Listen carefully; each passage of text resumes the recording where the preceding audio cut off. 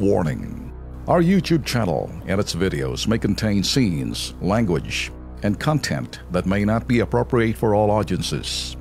These videos include surveillance footage, undercover pursuit of suspects, actual police and rescue operations, and fearless confrontations. If you do not approve of the content, please do not watch our videos. If you wish to continue, we strongly advise that you proceed with caution. Viewers' discretion is advised.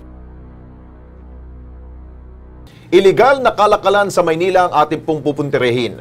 Matyaga namin pong tinitiktikan at minamanmanan ito pong mga isyong ito hanggang sa maidokumento ang sumbong at mapatunayan na totoo pala. Ang story natin ngayong gabi, lantaran bentahan ng mga pampa.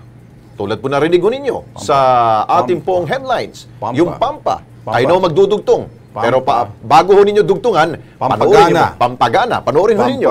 Tigas. Yan. Rizal Avenue o mas kilala sa tawag na Avenida, isa sa mga sentro ng komersyo sa Maynila. Sa dami ng taong dumadaan at dinarayo ang lugar na ito, napakaganda magtinda at magnegosyo. Sari-saring paninda ang pwede niyong makita na bentahe, sapatos, damit, pagkain at kung ano-ano pa. Pero ang pumukaw sa aming atensyon, bulgarang pagbebenta ng sex toys. Masusing inusisa ng kilos pronto ang kalakarang ito. Yung ganyan kumaklaki sa akin. Kasya yun, kasi bumabarat yun. Kapag goma din yun. Hindi lang pala sex toys ang ibinibenta rito, maging mga sex enhancer. Kahit walang reseta ng doktor, pwedeng makabili rito. Isang lalaki ang sapul sa videong nagtatanong tungkol sa produkto. Ganyan. Naputol naman! Oo, hindi kasi hindi kasi sa ano ko yan eh. Ayon sa Presidential Decree 969, Article 201, sino mang magbebenta o magbibigay ng mga bagay na itinuturing na morally offensive ay papatawan ng parusang pagkakakulong o pagbabayad ng multang 6,000 hanggang 12,000 piso. Ang masaklap, ang ganitong kalakaran, matagal nang namamayagpag perong lokal na pamalaan nagbubulag-bulagan.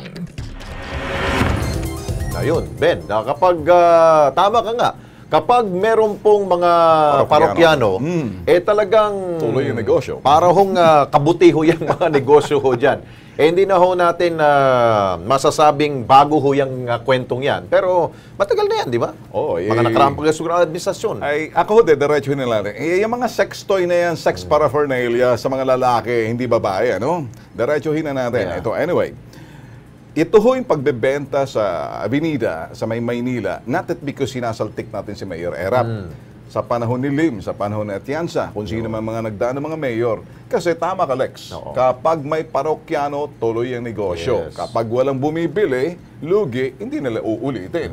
So, hanggat may... Ano yan supply and demand yan. Yes. Di ba? Hanggat may tumatangkilik, tuloy ang kanilang negosyo. Pero siguro, mas maigi sigurong katukin natin ulit Yan. ang pamahalaan ho ng Maynila or maging siguro MPD. Baka pwede nyong bantayan dyan, tingnan at suyurin ninyo kung talagang nandyan pa rin, namumutakti pa rin yung mga nagbebenta ho dyan. Dahil bawal ho yan eh. Pero may pataso tayo. Diretso natin, Lex. Pawalang galang lang, Mayor Erap. At hindi naman to sa, no? Baka kasi medyo dala na rin siguro sa katandaan natin. Baka iniisip na mga kasamahan mo dyan na mahina ka na, medyo nag-uuli-anin na kayo. Kaya sila, kumbaga, pinagsasamantalahan. Hindi ka pareho nun dati. Agresibo po kayo. Talagang matikas po kayo, Erap. Pati minsan, di ba, nagsishadow boxing pa yan si Erap. Dapat, kinakailangan na kausap mo yung mga, ano natin dyan, mga hawkers dyan. Bibisita naman ng konti. Baka yung kung mga hindi na ganyan, mga opisyal ninyong hindi na kami makapigil ni Alex na magsalita. Kung hindi kami nagsalita, parang hindi na rin na kami, parang kami nagbubulag-bulagan.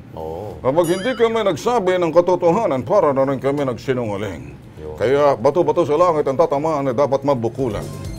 buti nga sa'yo.